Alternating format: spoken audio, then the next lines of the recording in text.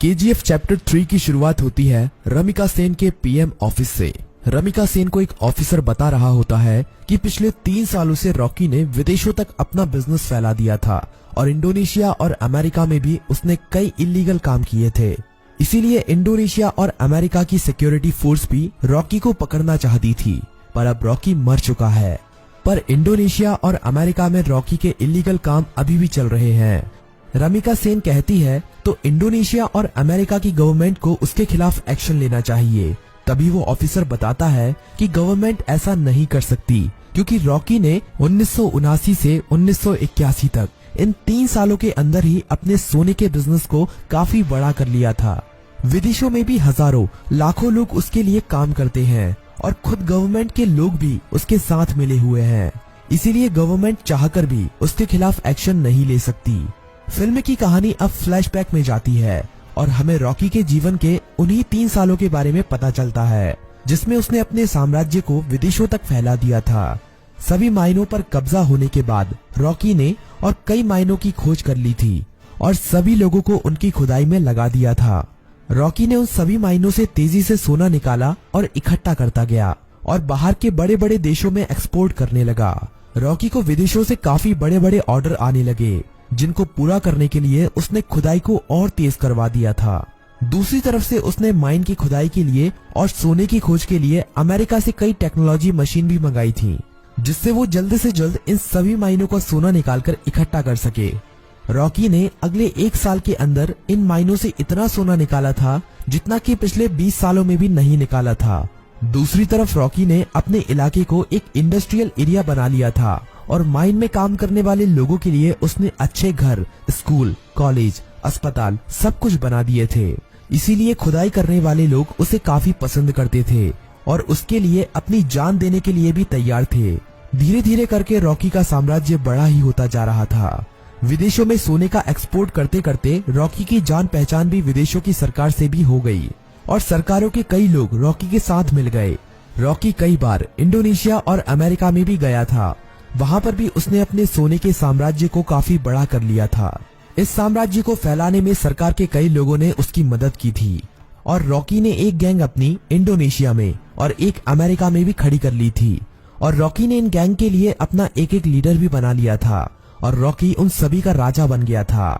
इस तरह से रॉकी ने अपने साम्राज्य को विदेशों तक फैला दिया था। अब कहानी फ्लैशबैक से बाहर आती है और हमें दिखाया जाता है कि जब रमिका सेन ने भारत में रॉकी के साम्राज्य को खत्म कर दिया था और रॉकी अपना सारा सोना लेकर समुद्र के बीच में चला गया था, वहाँ पर रॉकी ने इंडियन नेवी को खुद मैसेज करके उसे मारने के लिए कहा था। तब इंडियन नेवी ने रॉकी के शिप पर मिसाइल छोड़कर रॉकी को मार दिया था, पर रॉकी वहाँ पर मरा नहीं था। रॉकी का सारा सोना उसी समुद्र की गहराइयों में उसी जहाज में दफन है और रॉकी को अमेरिका के सबमरीन ने बचा लिया था। ये सबमरीन अमेरिका के एक बिजनेसमैन की थी, जिसे रॉकी ने उन 3 सालों के बीच में अपना पार्टनर बना लिया था। रॉकी अब अमेरिका में सबसे छुपकर रह रहा था और वो महीने में कभी कभी इंडिया भी किसी को फोन करता था कि केजीएफ का क्या हुआ, केजीएफ को ठीक होने में कितना समय लगेगा। अब कहानी इंडिया में शिफ्ट होती है और हमें दिखाया जाता है कि सलार केजीएफ के तबाह होने के बाद केजीएफ को दोबारा से खड़ा कर रहा है और जो लोग बच गए थे उन सभी लोगों के साथ मिलकर रॉकी के साम्राज्य को दोबारा से खड़े करने में लगा हुआ है। सलार ये सभी रमिका सेन से छुपाकर कर रहा है, पर बहुत जल्द रमिका सेन को भी इसके बारे में पता चलने वाला है। धीरे धीरे करके सलार रॉकी के साम्राज्य को दोबारा से खड़ा कर देता है और दोबारा से माइनों में खुदाई शुरू हो जाती है। अब सलार रॉकी को फोन करता है और कहता है, मालिक, हमने आपका साम्राज्य दोबारा से खड़ा कर दिया है। जिस तरह आपने कहा था, अब आपके लौटने का समय आ चुका है। रॉकी कहता है, सलार, तुम्हारे लिए मेरे पास एक काम और है। तुम्हें उस सोने को समुद्र से निकालना है जो हमने इतने सालों से वहाँ पर छुपा के रखा है। वो हमारी माइनों से ही निकला हुआ सोना है। इसे हमें किसी भी कीमत पर समुद्र से निकालना है। इस सोने की मदद से ही मैं दोबारा से भारत में अपने साम्राज्य को खड़ा करूंगा। सलार सोने को समुद्र से निकालने के काम में लग जाता है और इंडिया में अब एंट्री होती है रॉकी की। सलार अपने लोगों को कहता है कि मालिक कई सालों के बाद यहाँ पर पधार रहे हैं, उनके स्वागत में कोई भी कमी नहीं रहनी चाहिए। किसी को नहीं पता था कि ये मालिक कौन है। रॉकी अकेला ही अमेरिका से आ रहा होता है। केजीएफ में रॉकी का स्वागत धूमधाम से किया जाता है।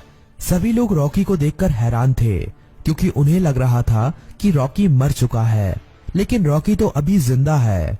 रॉकी अपनी माइनों का काम देखने के बाद सीधा मिलना चाहता था रामिका सेन से। सलार कहता है कि हम भी उसके साथ चलेंगे, पर रॉकी कहता है कि नहीं, मैं अकेला ही मिलने जाऊंगा। रॉकी अकेला ही अपनी रोल्स रॉयल कार में जा रहा होता है। तभी नाके पर पुलिस उसे पकड़ लेती है। पुलिस वाले जानते नहीं हैं कि वो रॉकी है। वो रॉकी के पास लाइसेंस न होने की वजह से और ओवर स्पीडिंग होने की वजह से थाने ले जाती है। वहाँ पर रॉकी कुछ नहीं बोलता, बस अपने आदमियों को फोन कर देता है।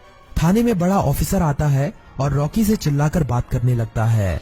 तभी पूरा पुलिस स्टेशन हिलने लगता है और कई हेलीकॉप्टर और बंदूक लेकर रॉकी के आदमी यहाँ पहुँच जाते हैं। उन आदमियों से एक आदमी रॉकी का लाइसेंस लेकर थाने के अंदर आता है और पुलिस को लाइसेंस दिखाता है। पुलिस वाला लाइसेंस पर रॉकी का नाम पढ़कर हैरान रह जाता है और रॉकी को वहाँ से जाने देता है। रॉकी अब सीधा रमिका सेन से मिलने के लिए जाता है। रॉकी के पहुँचने से पहले वो पुलिस वाला रमिका सेन तक ये खबर पहुँचा देता है कि रॉकी अभी भी जिंदा है। रमिका सेन ये खबर सुनकर हैरान हो जाती है कि अभी तक रॉकी कैसे जिंदा है। रमिका सेन को ये खबर भी मिल जाती है कि रॉकी के यहाँ आने से पहले किसी ने केजीएफ को दोबारा से खड़ा कर दिया है और केजीएफ से अभी भी खुदाई करके सोना निकाला जा रहा है। अब पीएम ऑफिस में एंट्री होती है रॉकी की। सभी लोग रॉकी को देखकर हैरान थे। रॉकी सीधा मिलने जाता है रमिका सेन से। रॉकी रमिका सेन से कहता है कि मैंने कहा था ना, युद्ध हुआ तो जीतूंगा मैं, और जीत मेरी ही हुई है। रमिका सेन कहती है कि अच्छा है, तुम जिंदा हो, अब मैं तुम्हारे सामने ही तुम्हारे केजीएफ को तुमसे छीन लूंगी। रॉकी कहता है कि उसकी नौबत ही नहीं आएगी। रमिका सेन रॉकी की इस बात को समझ नहीं पाती। तभी रॉकी वहाँ से चला जाता है। अगले कुछ ही दिनों में रॉकी रमिका सेन की सरकार गिरा देता है और सरकार में अपनी पार्टी को जिताकर अपने आदमी को प्रधानमंत्री बना देता है। रॉकी अब दोबारा रमिका सेन को फोन करता है और कहता है कि अब क्या करोगे, अब तो तुम्हारी सरकार भी नहीं रही। रमिका सेन कहती है कि अब मेरी जिंदगी का एक ही मकसद है, तुम्हारी मौत। रमिका सेन रॉकी के सभी दुश्मनों को इकट्ठा करती है। रमिका सेन इनायत खली से भी हाथ मिला लेती है और जितने भी रॉकी के देश विदेश में दुश्मन थे, सभी को इकट्ठा करके रॉकी को मारने का प्लान बनाती है। रॉकी को मार पाना आसान नहीं था। रॉकी जितना अकेला खतरनाक था, उससे ज्यादा खतरनाक उसके गैंग के लोग थे। रमिका सेन को इंडोनेशिया और अमेरिका की गवर्नमेंट से भी सपोर्ट मिलता है, लेकिन रॉकी जानता था कि रमिका सेन उसके केजीएफ को तबाह करने में अपना पूरा जी जान लगा देगी। रमिका सेन जानती थी कि रॉकी को उसके केजीएफ में घुसकर मार पाना अब काफी ज्यादा मुश्किल हो गया है, क्योंकि अब रॉकी ने अपने केजीएफ में मिसाइलों को रोकने के लिए अपने केजीएफ के चारों तरफ रडार सिस्टम और काउंटर मिसाइल रख दी हैं। अब अगर कोई भी उसके केजीएफ के अंदर घुसने की कोशिश करेगा तो वो मारा जाएगा। रमिका सेन जानती थी कि रॉकी को मारने के लिए उसको केजीएफ से बाहर निकालना पड़ेगा और अकेले रॉकी के मरते ही उसका सारा साम्राज्य खत्म हो जाएगा। इंडिया में अपनी गवर्नमेंट खड़ी करने के बाद इंडिया की गवर्नमेंट रॉकी के लिए एक काफी बड़ी पार्टी रखती है। इस पार्टी में विदेशों के बड़े बड़े बिजनेसमैन, बड़ी बड़ी गवर्नमेंट के लीडर आते हैं। रॉकी की सिक्योरिटी के लिए इस पार्टी में काफी ज्यादा सिक्योरिटी लगी हुई थी। रॉकी पार्टी में पहुंच जाता है। थोड़ा नाच गाना होने के बाद पार्टी में एंट्री होती है रमिका सेन की। रॉकी से थोड़ी बातचीत करने के बाद रमिका सेन कहती है कि अब समय आ गया है कि तुम्हारे साम्राज्य को यहीं पर खत्म कर दिया जाए। पर तभी रॉकी के चारों तरफ हजारों लोग उसके ऊपर बंदूक तानकर खड़े हो जाते हैं। रॉकी की खुद की गवर्नमेंट उसे धोखा दे देती है और विदेशों से आए हुए बिजनेसमैन भी उसकी मौत का तमाशा देखने के लिए वहां पर आए हुए थे। सभी विदेशों के बिजनेसमैन चाहते थे कि रॉकी की मौत होने के बाद वो केजीएफ पर कब्जा कर लेंगे और अपने बिजनेस को फैलाएंगे और ढेरों पैसा कमाएंगे। ये सब देखकर रॉकी खुद हैरान रह जाता है, पर रॉकी जानता था कि एक दिन उसकी मौत जरूर होगी, इसीलिए वो अपने आखिरी पल में भी निडर रहता है। रमिका सेन कहती है कि देखा, आखिर तुम्हारे लोगों ने ही तुम्हें धोखा दे दिया।